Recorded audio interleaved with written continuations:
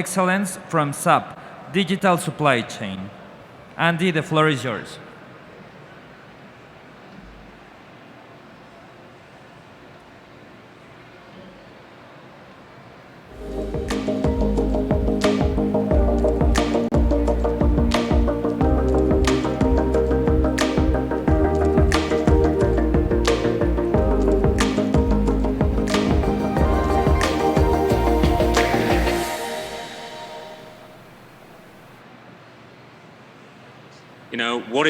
What is a digital twin? To level set, when SAP is talking about a digital twin, what is its role?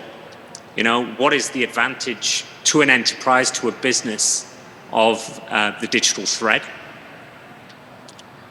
Why Industry 4 now? Why is there such a push from organizations to understand and to embrace the technologies that are available around Industry 4.0?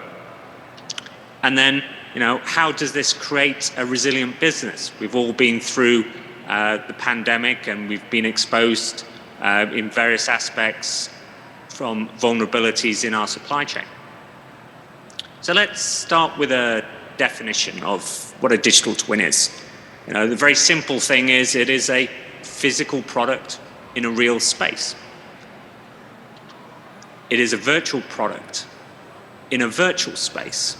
And more importantly, there's an information connection between the virtual space and the real space. What does that look like? Well, as you can see, there's a painting machine on the left-hand side. It has, hundreds of data points being generated from it. And the idea is that we can harness those informations, create a hierarchy of virtual representation in software, in databases, to make sure that we can understand what is going on. But that's really just the start of what the power of a digital twin is. If I walk you through a simple scenario, then we'll become a little clear of some of the advantages that you can do today with your digital twin, and then move on to the next step of digital twin through servicization. So, maybe just ask the simple question: what if I could manage the health of all of the complex manufacturing assets automatically?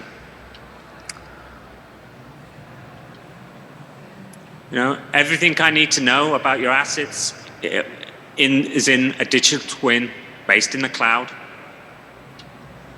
It enables easy information sharing around your key stakeholders. So think of your suppliers, other business units within your organization.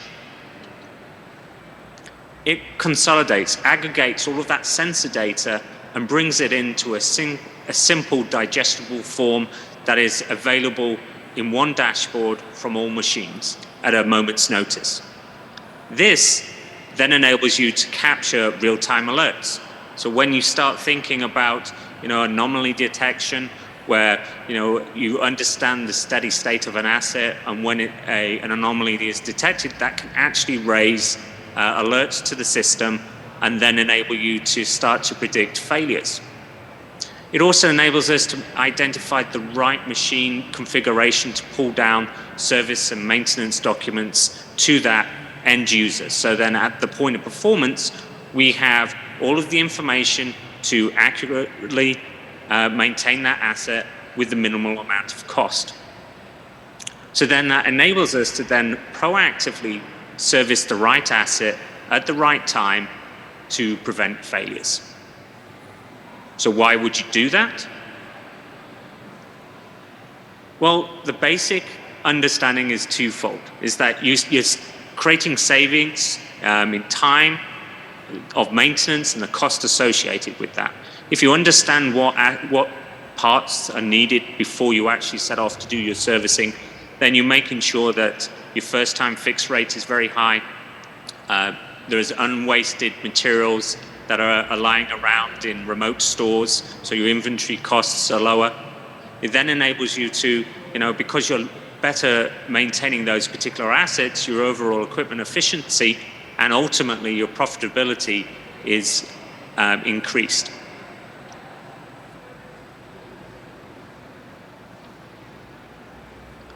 So that then enables you to easily manage all of your complex assets. And so to give you an example of that, one of our customers that's leveraging Industry 4, they've indexed, they have digitally enabled all of their tooling systems. They provide monitoring systems for the individual tools to understand the status, productivity. They have ability to order spare parts because they understand the digital twin of that particular asset. It enables to streamline procurement and service costs because you understand exactly what's going on with that asset at any particular point in time. And it enables the customer to understand the latest information of that product that's associated with that digital twin. Now, if you consider this scenario and what we call servicization, which is really is the next step on from a digital twin. And what that is all about is providing additional services for your equipment. So product as a service. So these are the X-World by Index is their take on servicization within that within their particular industry. If I take a very simple example, just to give you an understanding of what we're talking about here, we can provide from the digital twin intelligent insights. You know, things like GPS, so we understand a particular asset's location. So maybe from a commerce perspective, I can identify the local dealer to look after it. Maybe this particular asset is always working in darkness, so maybe it needs additional lighting. So you can start to think about understanding usage of not only the physical equipment, how long it's run, what loads are taken, but also the environment that it's in around. And it enables us to then provide additional services in an omni-channel way to provide the maximum benefit for the customer, but also increase the upsell and aftermarket sales of your particular products. So then, you know, what is the advantage of the digital thread? So we saw the digital twin from a basic, I'm looking after my assets. And then the next stage along from that digital twin is then thinking about assets and products as a service. Then we can think about how do we link in, let's get rid of that. How do we link in the advantage of the digital thread? Well, if you can imagine, the digital thread really ties everything together. And there are multiple threads, almost a tapestry of threads throughout an organization. You know, people want access to the same information, but they want to look at it from a different perspective. So we can think about it going from the initial bringing in deliveries, the design element, the PLM element, customer sentiment brought into the conversation, the digital twin, decision makings around that, manufacturing areas, the logistics and warehouse as it moves it through. If we start to tie those pieces of information together, then we get a true, from cradle to grave, understanding of those particular assets. And then we can then take proactive steps rather than being reactive in the way that we do our business. And one of the ways that SAP does it is by we extending our partnership into the PLM area through SAP and Siemens. So we're able to, we're collaborating together to basically dramatically improve the time to value of assets. So you've got the PLM side, the design, digital thread, traditionally from a design element, and we're really bringing that design all the way through into the supply chain and out to the end customer.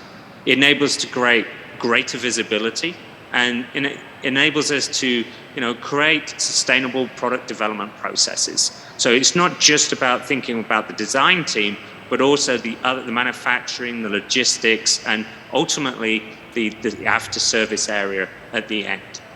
And this is creating a single digital thread. We see 6 areas where this seamless digital thread is prominent. It's from the portfolio and project management, so really tracking the elements and tasks and activities of the of the project itself, the system engineering, understanding the model-based architecture that a particular product has when it goes to market, the configuration of that, and how does that hand over from a product lifecycle management tool into an enterprise relationship product. It is not just about individual businesses, but really about supplier collaboration, not only just in the design phase, but also in the supply phase when we're trying to source individual components for a particular design. We need to make sure that we're both collaborating and ensuring that we get the best cost. An important thing that's been more and more prevalent that we're seeing is about the visualization, is really turning not just from 3D drawings staying in the AutoCAD area and the design side, but bringing that through into the manufacturing, into operation, and the servicing of those assets. And I'll go into a little bit more detail about that. And this nicely ties into the last element, which is the after service, the asset performance management of these particular assets when we're out in the field. So when we think about visual data integration, it really enables the visual digital thread from design, as I mentioned, all the way through to operate.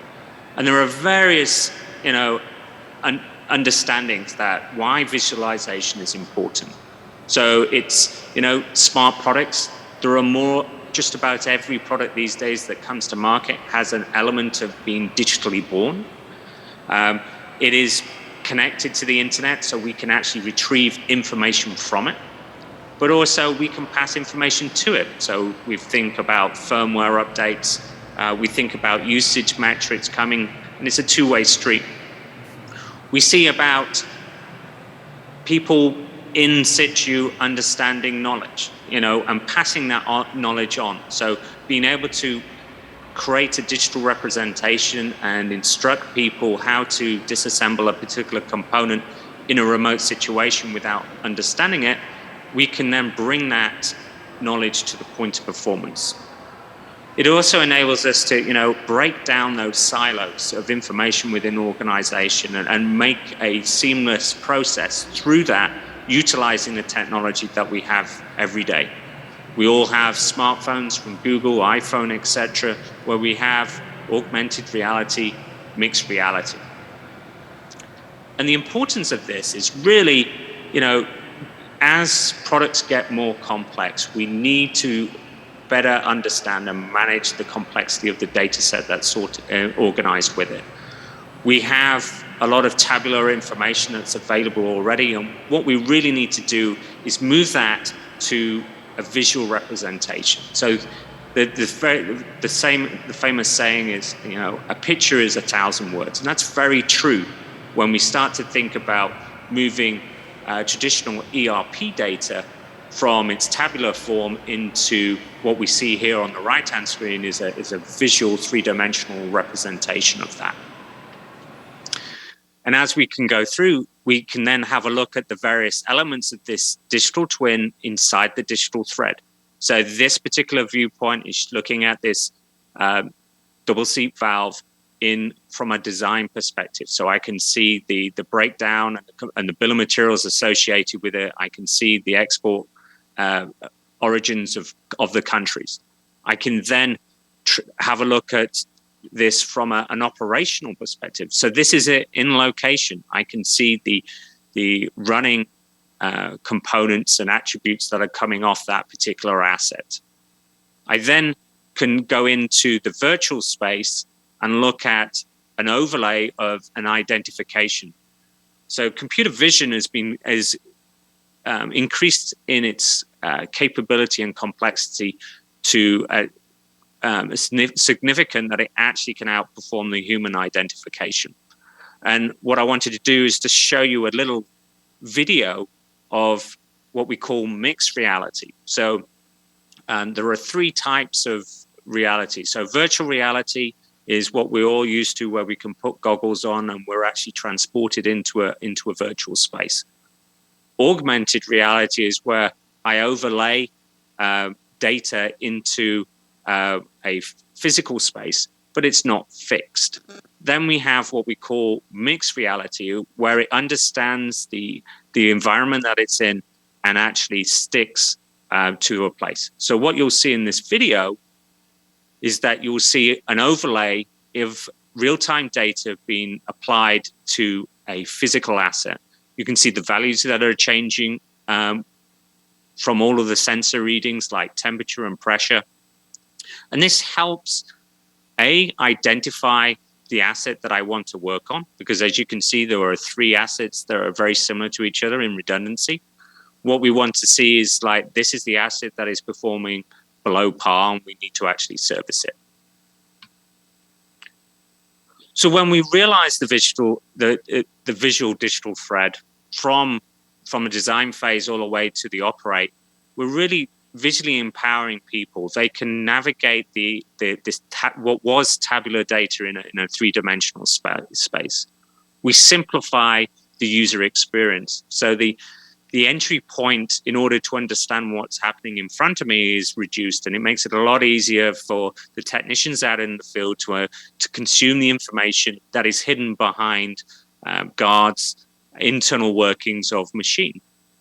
And it helps, it helps support that digital transformation, that industrial transformation that we talk about with Industry 4. So talking about Industry 4, why is in Industry 4 now? Why is there such a prevalence of talking about digital transformation, industry transformation? Well, businesses are more dependent on each other than ever before, and supply chains are actually the center of that dependencies. We have a network across the globe of customers, distribution centers, suppliers, contract manufacturers, logistic providers. But, a supply chain can either be the source of strength, so you have a very robust, it makes the business run profitably because you've consolidated on your suppliers, you've outsourced and offshored your manufacturing workforce, you've got preferred transportation providers at the lowest cost. But the model that was happening before the pandemic was a reduced cost to make sure that I can actually increase my growth. But that really did turn into a vulnerability as suppliers got caught up in shutting down because of lack of manpower. It really exposed the risks.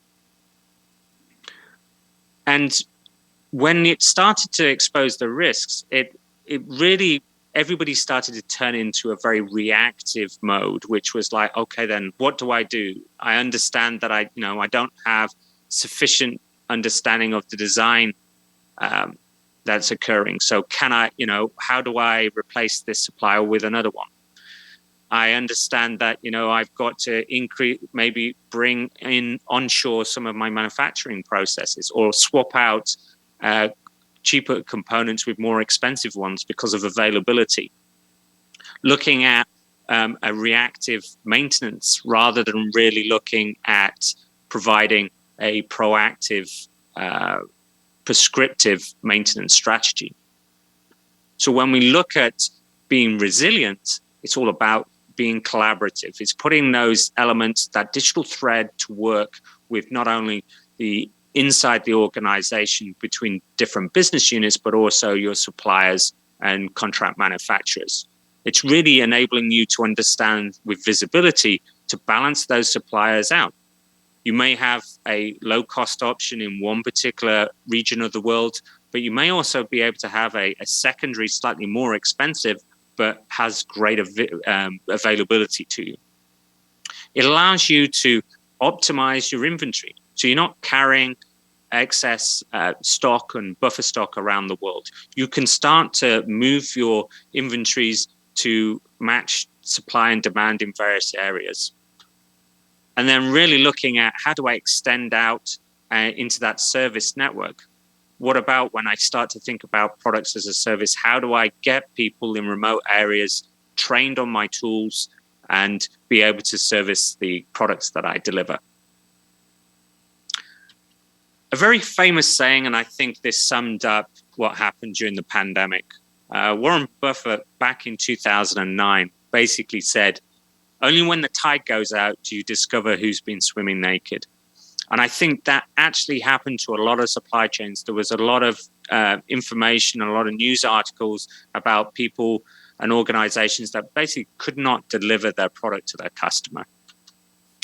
But when we think about it, although those were vulnerabilities and threats, there were also opportunities to change. It highlighted that lack of visibility across the supply chain. And it really importantly, it forced or even compelled organizations to do something different. They changed the way that they went to business. We have a lot of customers that either changed the SKUs that they had were producing. There was a paper manufacturer that did a lot of serviettes and napkins. Into the restaurant industry. They decided, as all the restaurants started to close, they had to change production into other more interesting, more valuable products such as toilet paper.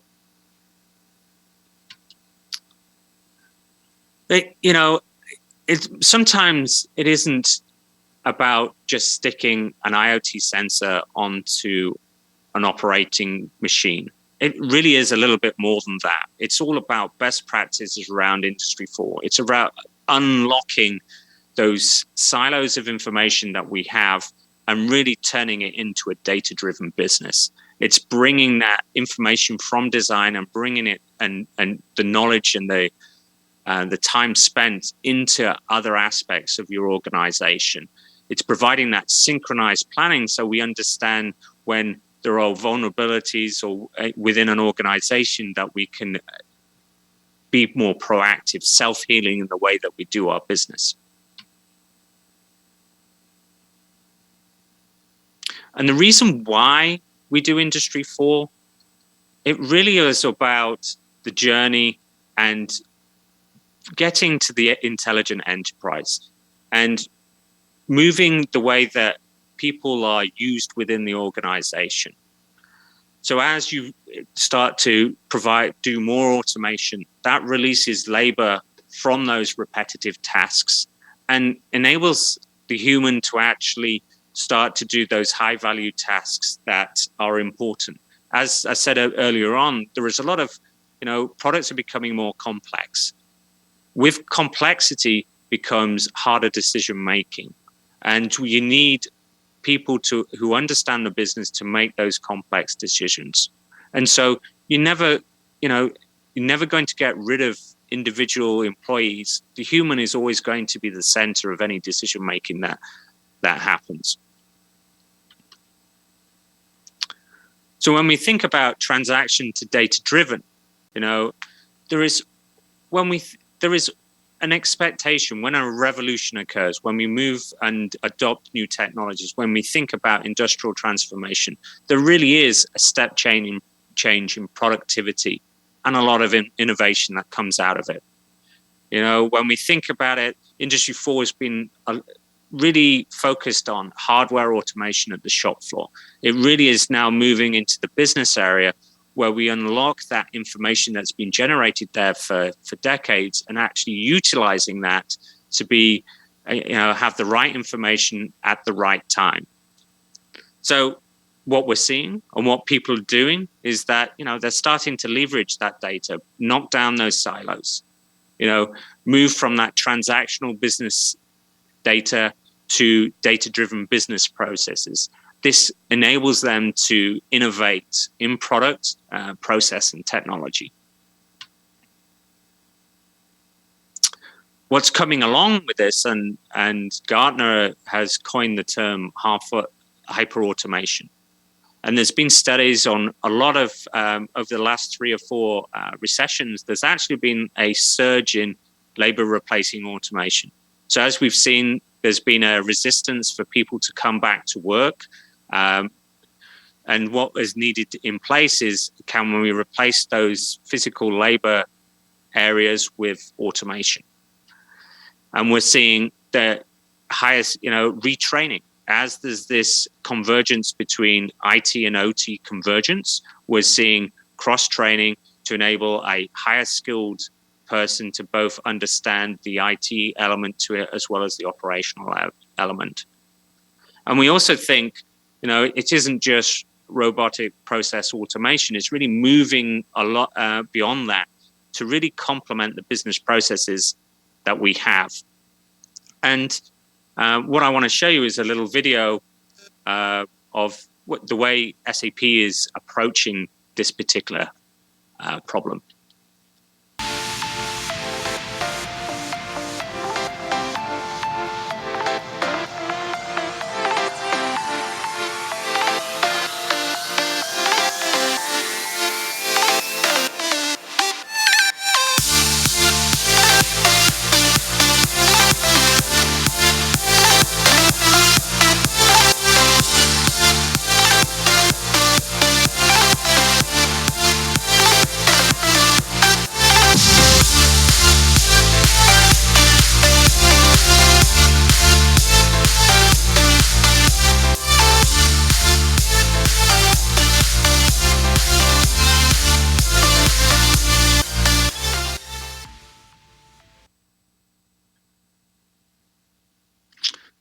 So when we think about how do we actually approach Industry 4, we think of three main areas that we concentrate.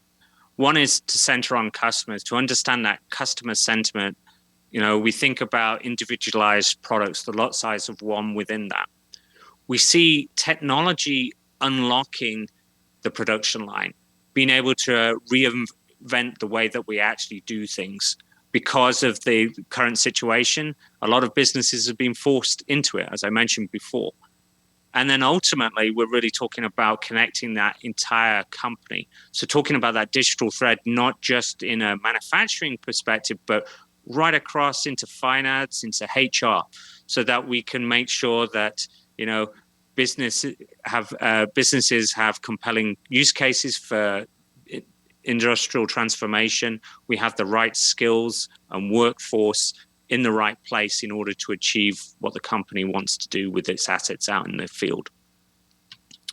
If we see and look at leveraging enterprise technologies in the way that we envision Industry 4 in our customer base and businesses around the world, we see that technology is an enabler. It enables us to unlock those data lakes that we see that companies already have.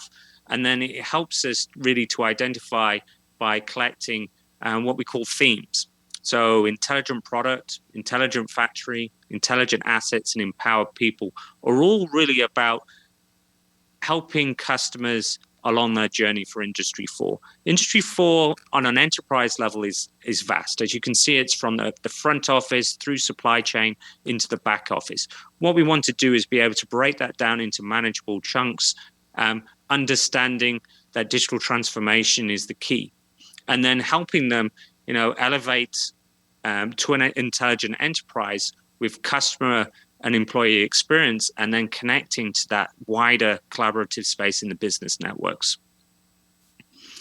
And one of such companies that's actually gone down is the Smart Press Shop, and they have a little video to explain where they are on their journey.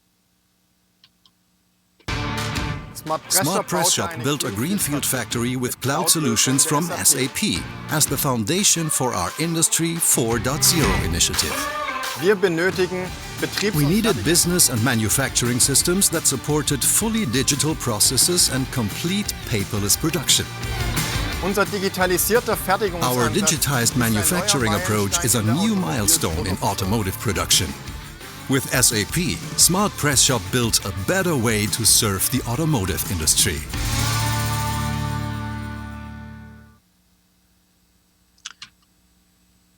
And what they were looking for was really resilient business needs. And the way that we look at it is that really digitalizing operations. And within that, you need speed and flexibility.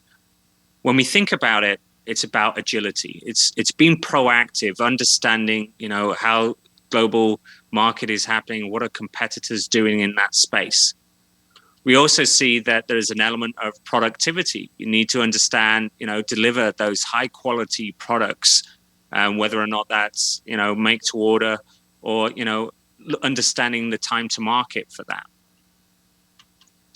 We also think about, connectivity, and connectivity isn't about the IT area. It's really about connecting with the ecosystem, creating that collaborative space outside of the organization with your suppliers, your contract manufacturers, your logistics providers, so that you have total visibility of what's going on. And then we also think about sustainability. The digital thread enables us to start tracking information that was always available to us, but not really created in a form that can be used around sustainability. So think about when we get to the end of life of a particular product, if I understand, what is reusable within that product, what is recyclable, or what is landfill, I can then better understand, the way how my products impact the market. And as the generation that is going through university and college right now, when they become those decision makers, they will be looking at sustainability and the circular economy a lot more closely than we currently do. And be able to have that technology and that infrastructure in place will then, be able to better serve the customer base of the future. So then when we think about SAP and, and how does SAP's digital supply chain deliver that end-to-end acceleration? It's really about, synchronized planning and execution, understanding all elements that can be planned and synchronizing that together so we can make sure that you're agile and can be proactive in the way you do business.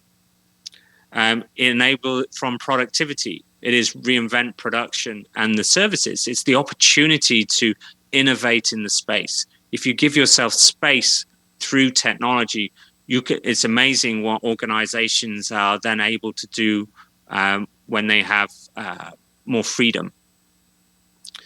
It also enables you to redefine the collaboration and within the trading partners that you have. By connecting to them, you can then make sure that as you move into the future, if we have another situation where there's a scarcity of materials, you can be more proactive in the way that you do your business.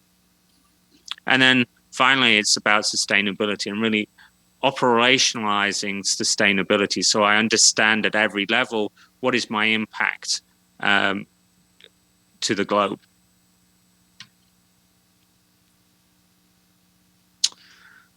So in conclusion, the opportunity is now for Industry 4. The evolution of the digital twin has moved on into the digital thread. Organizations are using it today to be global leaders. And if I was to say my last statement, it really is, replace those vulnerabilities in your supply chain and processes that create that risk or slow you down in a very competitive market. And then make sure that you can have the confidence and speed to take on that growth through technology and Industry 4. And so with that, I would like to say thank you very much.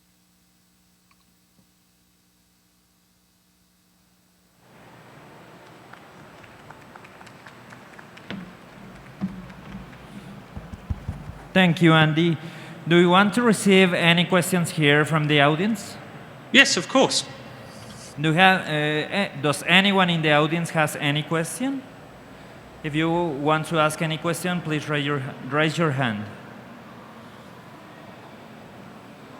Andy, I think we don't have any questions here in the floor. That's okay. Okay. Thank you very much for your conference about the evolution of Industry 4.0. We are sure this conference was valuable for all the audience here in the exhibition floor and through our virtual platform.